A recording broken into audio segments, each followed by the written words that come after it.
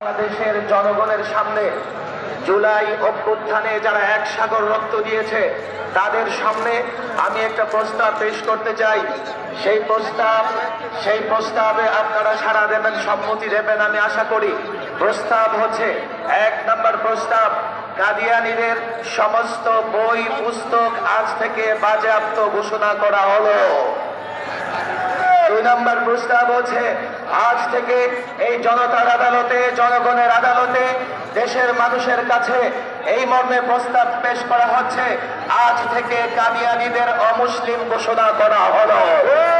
সুতরাং পরিষ্কার বলছি, গণপ্রজাতন্ত্রী সরকার, গণপ্রজাতন্ত্রী বাংলাদেশ সরকার, গণপ্রজাতন্ত্রী বাংলাদেশের রাজনৈতিক দল, এদেশের বুদ্ধিজীবী, এদেশের সমাজকর্মী, রাজনৈতিক ব্যক্তিবর্গ, আপনাদের সকলের কাছে আমাদের উদাত্ত আহ্বান।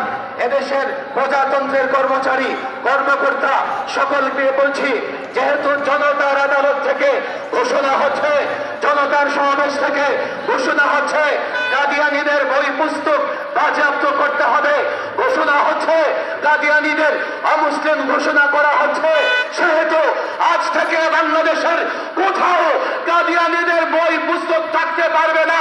আইন শৃঙ্খলা বাহিনী যেখানে